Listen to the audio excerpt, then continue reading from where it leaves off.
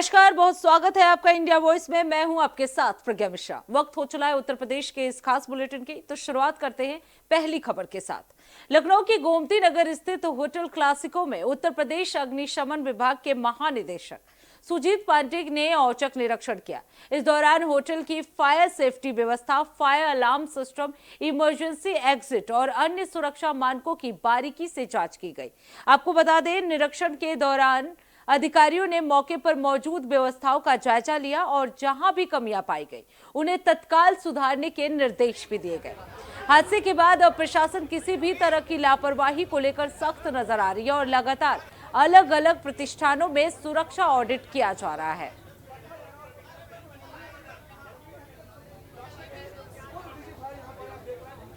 यह पूरे उत्तर प्रदेश में आज एक साथ फायर ड्रिल्स कराई जा रही हैं। फायर सेफ्टी नॉर्म्स के तहत जो चेकिंग होती है उसको कराई जा रही है। पर मैं आपको दो बात बताना चाहूंगा, यह कोई पहली बार नहीं हो रहा है, हम इसे हर महीने करते हैं। आप सभी थे जब मेदांता में अभी 1 महीने पहले किया गया था और सभी लोग मौजूद थे। और इसमें हम डिफरेंट चीज करते हैं। एक, हम स्ट्रक्चरल डिजाइन में देखते हैं कि जो स्ट्रक्चर है उसमें क्या क्या सही है, कहाँ कहाँ इस नॉर्म्स को नहीं पूरा किया गया। फॉर एग्जाम्पल, जो लिफ्ट अगर खराब हो जाए, जैसे जब भी फायर होता है आप लिफ्ट नहीं यूज कर सकते, तो सीढ़ी का एक पर्टिकुलर विड्थ है जिसको कि आपको कंप्लायंस करना है कि इसकी विड्थ इतनी होनी चाहिए हर फ्लोर पे, वह है या नहीं है। पार्ट 2 स्ट्रक्चरल के अलावा है, जब हम यह देखते हैं कि फायर फाइटिंग इक्विपमेंट्स जो लगाए जाने हैं वह लगे हैं या नहीं। अब ये फायर फाइटिंग इक्विपमेंट्स हो सकते हैं, स्प्रिंकलर्स हो सकते हैं, जो हमारे स्टोरेज वाटर स्टोरेज कैपेसिटी है वह जितनी होनी है या नहीं है, हमारी होज पाइप जितनी लगी होनी चाहिए, जिस तरह की लगी होनी चाहिए वह डिफरेंट है। ये 19 पैरामीटर्स हैं जिस पर कि हम इसको चेक करते हैं। और यह ड्रिल हमारी पूरी 19 स्कीम्स 21 पैरामीटर पे चेक करते हैं। 19 स्कीम्स हमारी हर महीने चलती है। जैसा मैं कह रहा था, यह फायर ऑडिट हम हर समय करते रहते हैं। पिछले साल यह लगभग 2 लाख बिल्डिंग्स में हमने किया हुआ था। इस साल भी हम 55,000 से ऊपर कर चुके हैं। अगर कंप्लायंस नहीं होता है देन देयर आर स्टेप्स जिस पर कि हम एक्शन लेते हैं। हम इनको पहले नोटिस देते हैं, देन वी गिव रिमाइंडर। अगर नहीं कंप्लायंस होता है तो वी टेक हेल्प ऑफ प्राधिकरण जो है उनकी हेल्प हम लेते हैं एंड सभी मिलकर फिर इन पे कार्रवाई भी होती है। और यह बता सकता हूं कि यूपी में यह कार्रवाई निरंतर चल रही है, चलती रहेगी और बहुत अच्छी चल रही है।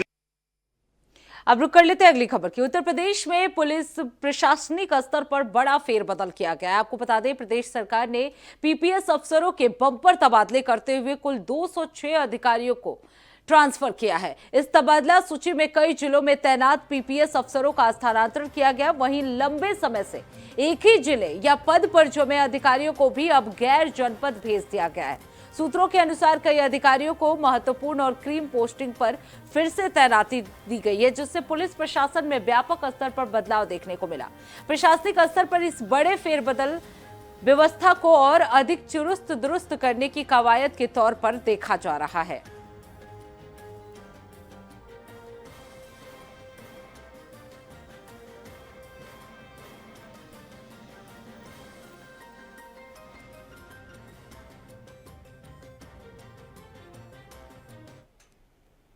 अब रुक कर लेते हैं अगली खबर की। उत्तर प्रदेश में आयुर्वेदिक फार्मासिस्ट भर्ती की परीक्षा तिथि घोषित करने की मांग को लेकर अभ्यर्थियों का विरोध तेज हो गया है।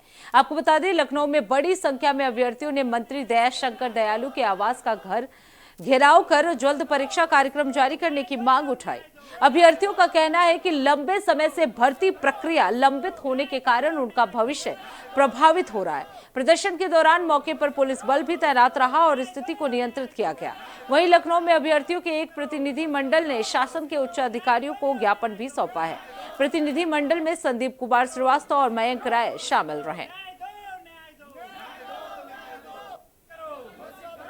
आयुर्वेद फार्मासिस्ट भर्ती के अभ्यर्थियों के द्वारा उत्तर प्रदेश सरकार में आयुष मंत्री दयाशंकर मिश्रा दयालु के आवास के बाहर धरना प्रदर्शन किया अपनी मांगों को लेकर। हमारे साथ तमाम जो आयुर्वेद फार्मासिस्ट भर्ती के अभ्यर्थी हैं वो मौजूद हैं, बातचीत कर लेते हैं। ये बताइए, किन मांगों को लेकर आप लोगों ने प्रदर्शन किया? सर नमस्ते, मैं बताना चाहूँ, मेरा नाम संदीप कुमार श्रीवास्तव, मैं बाराबंकी जिले से आया हूँ।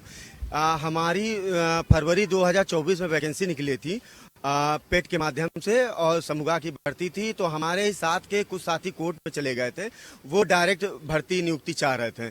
इसकी वजह से हमारा जो भर्ती है वो केस में हाई कोर्ट में केस चलने लगा। 2 साल हमारा केस चला। उसके बाद 11 मई को हमारा डिसीजन आया, माननीय न्यायमूर्ति ने आदेश दिया कि जो भर्ती है वो पेट के आधार पर ही होगी। फिर उसके बाद ये अभी परसों नरसों यूपी SSSC ने कैलेंडर जारी किया। कहीं ना कहीं हम लोगों को उम्मीद थी कि इस कैलेंडर में हमारी जो भर्ती है, जो सबसे पुरानी भर्ती है, उसको तवज्जो दी जाएगी, जगह दी जाएगी, लेकिन उस भर्ती में कहीं भी हमारी भर्ती का जिक्र नहीं है उस कैलेंडर में, जिस वजह से हम लोग को आज मजबूरन आयुष मंत्री जी के आवास पे आ करके ज्ञापन देना पड़ा। क्या आश्वासन मिला है मंत्री जी? आश्वासन अभी तो कुछ नहीं कर सकते हैं। जो हमारे साथी थे वो 2-4 लोग गए थे, जो कि उस समय आयोग गए अभी का भवन, और आश्वासन मिला कि जल्द से जल्द जो है इस कार्रवाई की जाएगी, लेकिन अभी कुछ लिखित में नहीं हुआ है। मंत्री जी से मुलाकात हुई? मुलाकात उनके सचिव जी से हुई, उनसे क्या बोले? नहीं हो पाई। उन्होंने आश्वासन दिया है, लेकिन आश्वासन ही तो हम लोग 2.5 साल से ले रहे हैं। और मेन बात ये बताना है, देखिए हम लोग सरकार के साथ खड़े हैं, हम लोग पेट वाले हैं, और पेट के मतलब हम लोग सरकार के साथ चल रहे हैं, नियमता चल रहे हैं। नॉन पेट वाले बीच में आना चाह रहे थे। खैर हम लोग को ये कहा गया था कि आप कोर्ट से बहाल कराइए, 10 दिन के अंदर सिलेबस बनाए रखा है आप लोग का, हम लोग जारी कर देंगे। बहाली भी हो गई, ऑर्डर भी अपलोड हो गया, लेकिन अभी भी वही रवैया है। उपेक्षा का ही शिकार हुए हैं हम लोग। कुछ दिन बाद आदर्श आचार संहिता लग जाएगी। अब बताइए हम लोग क्या किया जाए। यहाँ से मिलता है कि आप वहाँ जाइए, वहाँ से मिलता है कि वहाँ जाइए, तब तक तो शाम हो जाती है। इसी में कर रहे हैं। क्या मांगे हैं? हमारी मांगे है कि मेरी भर्ती को पूरा करो। जो है 2023 पेट से वैकेंसी सिलेबस और एग्जाम डेट जारी करे, जो है यही मांग है मेरी। एग्जाम करा? जी सारे जितने भी सारे बच्चे आए हुए हैं दूर दराज के अलग अलग डिस्ट्रिक्ट से, उत्तर प्रदेश के, ये केवल उनका एक ही मांग है कि उनका सिलेबस जारी हो जाए और उनका डेट जो है फिक्स डेट, उनका एग्जाम डेट आ जाए। मुख्य मांग यही है। आपने सुना, ये आयुर्वेद फार्मासिस्ट भर्ती के तमाम अभ्यर्थी थे जो आयुष मंत्री दयाशंकर मिश्रा दयालु के आवास पर धरना प्रदर्शन करने के लिए पहुंचे थे। परीक्षा जल्द से जल्द कराई जाए इसको लेकर और तमाम अपनी मांगों को लेकर इन्होंने आयुष मंत्री के आवास के बाहर धरना प्रदर्शन किया। कैमरा पर्सन हरीश के साथ अजहर खान, इंडिया वॉइस, लखनऊ। अब रुक कर लेते हैं अगली खबर की। गोंडा से पूर्व सांसद बृजभूषण शरण सिंह की बेटी और समाज सेविका शालिनी सिंह गाजियाबाद के खोड़ा में सूर्य चौहान के घर पहुंची। यहां उन्होंने पीड़ित परिवार से मुलाकात कर अपनी संवेदना भी व्यक्त की। शालिनी सिंह ने परिवार को भरोसा दिलाया कि उनके घर के एक सदस्य को स्थायी नौकरी के लिए कोशिश करेंगे। उन्होंने कहा कि पीड़ित परिवार को हर संभव मदद उपलब्ध कराया जाएगा। बातचीत करने के लिए शालिनी सिंह मैम आज आप यहाँ पीड़ित परिवार से मुलाकात करने आए हो, किस तरीके की मुलाकात और किस तरीके से आपने बातचीत की है? हमने जो पीड़ित परिवार है, क्योंकि हमारे स्कूल कॉलेजेस बगल में ही हैं, तो मैंने उनके जो बड़े भाई हैं उनसे पता किया, तो उनके पास अभी फ़िलहाल कोई जॉब नहीं है, तो हमने उनको ऑफ़र किया है कि हम अपने स्कूल में उनको नौकरी देंगे। और क्योंकि इस एरिया से बहुत दूर नहीं है इंदिरापुरम पब्लिक स्कूल, तो ये किया है। बाकी हम प्रशासन से और योगी जी से निवेदन करना चाहते हैं कि इस पर बहुत कठोर और कड़ी कार्रवाई हो, क्योंकि कहीं ना कहीं मनोबल बहुत बढ़ गया है। इन्हें लगता है कि ये पुराना ज़माना है कि ये करके निकल जाएंगे, और ये जघन्य अपराध करके वीडियो बनाने की जो मानसिकता है, तो फिर मनोबल तोड़ना बहुत ज़रूरी है। इन्हें हीरो नहीं बनने देंगे। और इनके मदरसों पे भी कार्रवाई होनी चाहिए, इनके करिकुलम्स में कार्रवाई होनी चाहिए कि ऐसा क्या पढ़ा रहे हो कि इंसान नहीं रह गया। मैम बात की जाए, अभी कल भी जो है कुछ मदरसे तोड़े गए हैं, गाजियाबाद के डासना इलाके में मदरसे तोड़े गए प्रशासन की तरफ से। फिर लगातार यहाँ भी नोटिस जारी कर दिए गए, लगा दिया गया मदरसों पे। अरशद के घर पे भी जो है नोटिस जारी कर दे, किस तरीके से आप देखते हो? नोटिस वोटिस से कुछ नहीं होना का। हम अपने बच्चे को क्या सिखा रहे हैं ये ज़रूरी है जानना। हम तो कह रहे हैं कि सिर्फ अवैध मदरसे मत तोड़िए, आप इनका करिकुलम भी चेक करिए कि क्या पढ़ा रहे हो तुम। और ये जो बाकी लोग हैं, एक पे तो हो गई कार्रवाई, चल गया योगी जी का, बट बाकियों पे भी कठोर कार्रवाई बनती है, क्योंकि साथ खड़ा होकर हाथ पकड़ने वाला भी उतना ही लिप्त है जितना चाकू चलाने वाला। मैम एक सवाल और है, जिस तरीके से अभी जो है गाजियाबाद में लगातार 2 घटना लगातार हुई है, एक त्यागी जी को मारा है, एक त्यागी जी वाली घटना, एक जो है विधायक जी के गांव की है, गनौली गांव पड़ता है, क्या नाम है, गुजर जो विधायक है यहाँ से लौनी के, उनके क्षेत्र की भी घटना। लगातार प्रशासन को किस तरीके से आप देखते हैं? योगी जी, अब शायद आपको प्रशासन को पुलिसिंग भी सिखानी पड़ेगी। इन सब इलाकों में पुलिसिंग की रिक्वायरमेंट है। एक निगरानी बढ़े तो मनोबल टूटे, कि पुलिस दिखनी चाहिए। हाँ, थोड़ा पता है ऑलरेडी कि बहुत प्रेशर रहता है, पर अभी फ़िलहाल तो पुलिसिंग भी सिखानी पड़ेगी। मैम गनौली गांव में अभी तक वो बॉडी भी जो है मिली नहीं है। पर जो वहाँ के लोग हैं रोडों पे बैठे हैं, लोगों का कहना है कि आज 6 दिन हो गए हैं वो बॉडी अभी तक नहीं मिली, लेकिन उसके बाद भी लगातार प्रशासन जो है खाली हाथ लौट रहा है वहाँ से। हमको इसकी जानकारी नहीं है भैया, हम देखेंगे और पता करते हैं किस इलाके का है, जो हमसे होगा हम करेंगे। कैमरामैन तुषार के साथ मैं नितिन चौधरी, इंडिया वॉइस, गाजियाबाद। अब रुक कर लेते हैं अगली खबर की। उत्तर प्रदेश के वित्त मंत्री सुरेश खन्ना ने दिल्ली के होटल में आग लगने से 21 लोगों की मौत पर गहरा दुख व्यक्त किया। उन्होंने इस हादसे को बेहद दुखद बताते हुए मृतकों के परिजनों के प्रति संवेदना जताई और घायलों के शीघ्र स्वस्थ होने की कामना की।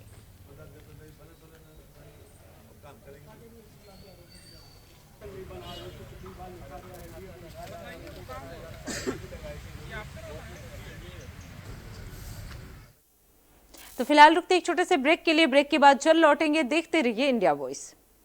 तो ब्रेक के बाद एक बार फिर आप सभी का स्वागत है। रुक कर लेते हैं खबरों की ओर। दिल्ली के मालवीय नगर में हुए भीषण अग्निकांड के बाद अब यूपी सरकार के निर्देश पर गाजियाबाद प्रशासन अलर्ट मोड पर आ गया है। जिले में सीएफओ राहुल पाल के निर्देश पर फायर सेफ्टी जांच अभियान चलाया जा रहा है।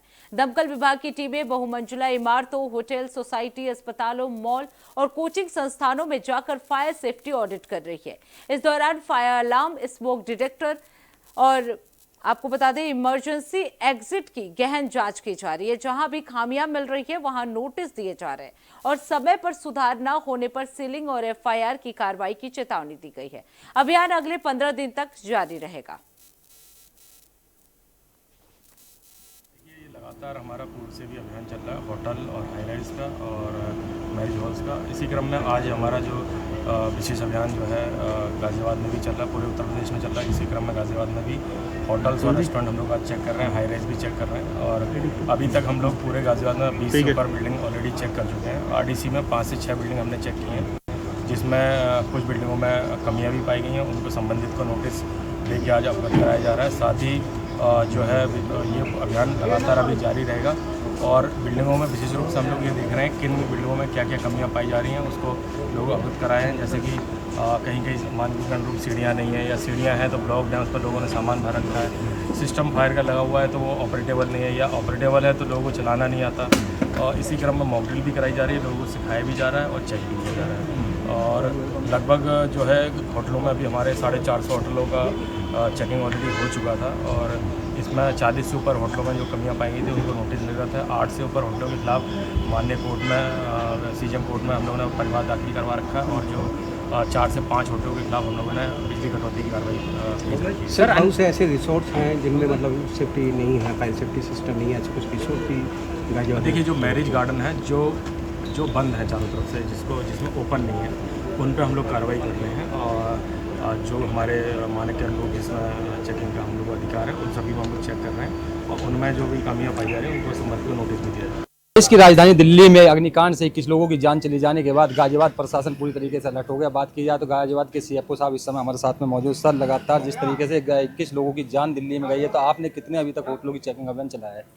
और देखिए लगातार हमारा चेकिंग अभियान पे पूर्व से भी चलता रहा है। आज जो विशेष अभियान हम लोग ने चालू किया इसमें हॉस्पिटल्स, होटल्स, रेस्टोरेंट्स और हाई राइज सोसाइटी चेक कर रहे हैं। अभी तक 20 संस्थानों को हम लोग ने चेक कर लिया। आरडीसी में 5 से 6 संस्थानों को चेक कर चुके हैं और जहाँ पे भी कमियां पाई जा रही हैं, फायर से संबंधित हो या निकास मार्ग से संबंधित हो, बिजली के जो उपकरण लगा रखे हैं उससे संबंधित हो, जो भी कमियां पाई जा रही हैं सभी को नोटिस भी निर्गत किया जा रहा है और मॉक ड्रिल भी कराई जा रही है, लोगों को अवेयर भी कराया जा रहा है। और इससे पूर्व भी हमारा अभियान चला था, 450 होटल हम लोगों ने लगभग चेक किए थे और उसमें जो है 8 जो होटलों के खिलाफ हमने परिवाद कोर्ट में करवा रखा है, माननीय सीजेएम कोर्ट में परिवाद दाखिल है।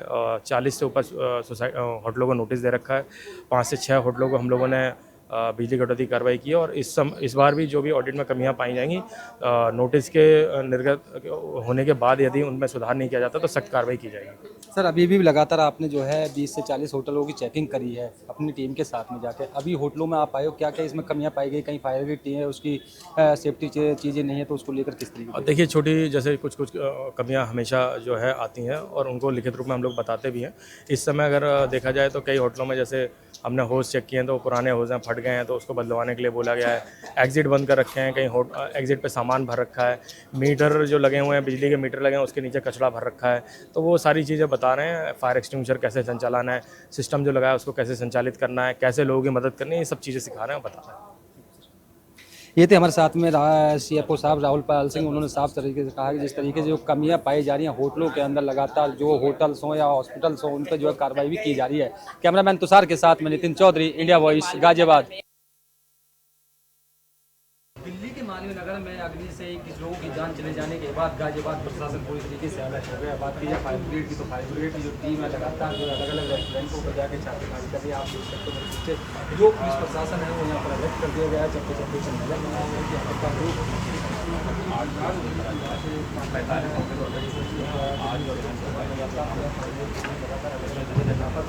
छापेमारी कर रही है और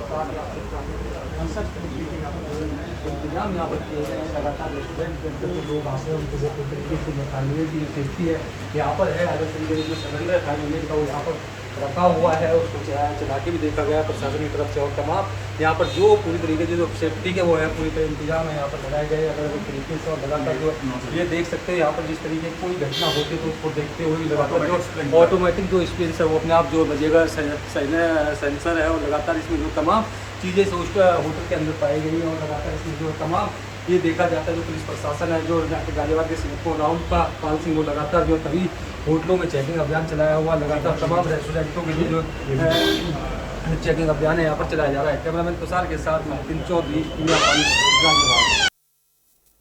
अब रुक कर लेते हैं अगली खबर की। उत्तर प्रदेश के संभल में नगर मजिस्ट्रेट और CO के नेतृत्व में डाकघर से लेकर टांडन चौराहा तक अतिक्रमण विरोधी अभियान चलाया गया। इस अभियान के तहत सड़कों और नालियों से अस्थायी अतिक्रमण हटाए गए।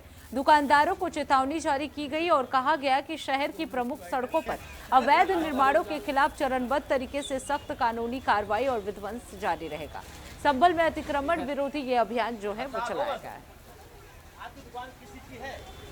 संभल कस्बे में लगभग पूरे कस्बे में ही अतिक्रमण काफी बढ़ चुका है।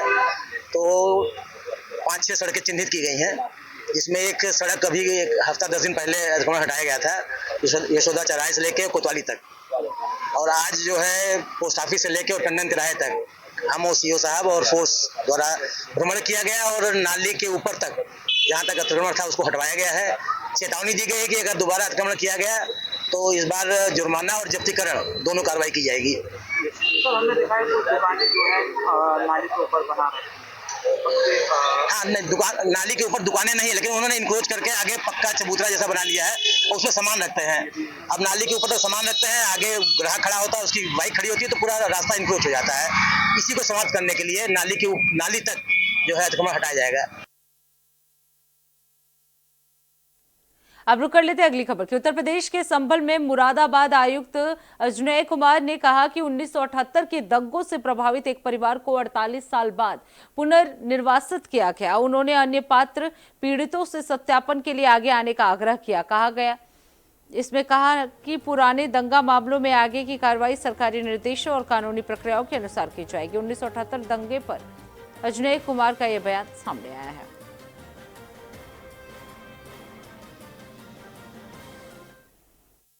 निर्देश दिया था और आपको पता है 1 वर्ष से ऊपर हो गया जब यहाँ पर संभल में परिवार आए थे, दंगा पीड़ित परिवार, और उन्होंने आग्रह किया था कि वो यहाँ से उनको निकाला गया था और वो अपनी भूमि छोड़ने को बाध्य हुए थे क्योंकि उनके साथ बहुत सारी ज्यादतियां हुई थी। उस समय माननीय मुख्यमंत्री ने निर्देश दिया था कि जो कानूनी कार्रवाई है वो तो अपनी जगह चलेगी, जो दंगा पीड़ित परिवार हैं वो अगर यहाँ वापस लौटना चाहते हैं तो प्रशासन उनके लिए प्रबंध करे, उनके लिए आवास के लिए भूमि उपलब्ध कराए। और उसी जो माननीय मुख्यमंत्री का निर्देश था उसी के क्रम में हमने यहाँ पे जो भूमि अवैध तरीके से कब्जा की हुई थी उसको खाली कराई। और एक ही परिवार उस समय तक आया था, जो रस्तोगी परिवार है, जो 1978 के दंगा पीड़ितों में जो अभी तक जिन लोगों ने संपर्क किया उसमें सबसे ज्यादा प्रभावित था। एक समृद्ध तरीके से व्यवसायी थे, अपना चला रहे थे और उनके साथ बहुत ही कष्टप्रद उनकी जीवन, उनके साथ बहुत दर्दनाक घटना हुई। तो उस समय से प्रशासन संकल्पित था कि जब भी कोई ऐसी भूमि उपलब्ध होती है तो इनको सबसे पहले पहल करेंगे देने की, और उनकी इच्छा भी थी।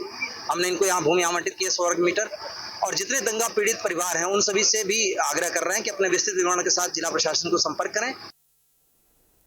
अब रुक कर लेते हैं अगली खबर की। गाजियाबाद में उत्तर प्रदेश के पशुपालन और दुग्ध विकास मंत्री धर्मपाल सिंह ने कहा कि कानून सभी के लिए समान है और सूर्या की हत्या के मामले में दोषियों को कड़ी सजा मिलनी चाहिए।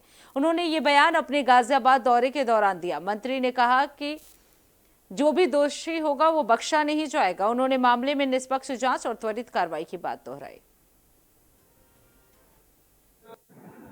देखिए मित्र, न्याय सबको, तुष्टिकरण किसी को नहीं। धर्म के आधार पर करने की व्यवस्था नहीं है। हिंदू और मुस्लिम के आधार पर करने की व्यवस्था नहीं है। जो गलती करेगा उसको दंड मिलेगा। हिंदू गलती करेगा तो हिंदू को दंड मिलेगा, मुस्लिम गलती करेगा तो मुस्लिम को दंड मिलेगा। ये वो लोग कर रहे हैं जो अपराधी प्रवृत्ति के राजनीतिक दल अपराधियों को संरक्षण देने का काम करते हैं, तो वो उनको यही दिखाई देता है। भारतीय जनता पार्टी न्याय प्रक्रिया में काम करती है, जाति, धर्म और मजहब देखकर काम नहीं। अपराध और अपराधी इनकी कोई बिरादरी नहीं होती, ये अपराधी होते हैं। इनका कोई धर्म होता न इनका कोई कर्म होता, ये अपराधी करते हैं। विपक्ष ये भी कहना है कि अब हमारे मदरसे को भी सील किया जा रहा है, हमें अवेयर बताया जा रहा है। देखिए, माननीय प्रधानमंत्री नरेंद्र मोदी जी ने कहा था कि अब हजूर और मजूर के बच्चों को एक ही शिक्षा होगी। अब रुक कर लेते हैं अगली खबर की। बरेली के अखिल भारतीय मुस्लिम जमात के अध्यक्ष मौलाना शहाबुद्दीन रजवी ने केरल के एक जिम में कथित इस्लाम समर्थक नियमों को लेकर उठे विवाद पर प्रतिक्रिया दी। उन्होंने कहा, इस तरह के मामलों को बेवजह तूल नहीं दिया जाना चाहिए और सामाजिक सौहार्द बनाए रखना जरूरी है। मौलाना ने अपील की कि किसी भी नियम या व्यवस्था को लेकर विवाद के बजाय आपसी समझ और शांति के साथ समाधान निकालना जाए। केरला के जिम के फार्मूले को लेकर के जो लोग आपत्ति कर रहे हैं उनको समझना चाहिए कि इस्लाम महिलाओं की रक्षा और सुरक्षा पर बहुत ज़्यादा ध्यान देता है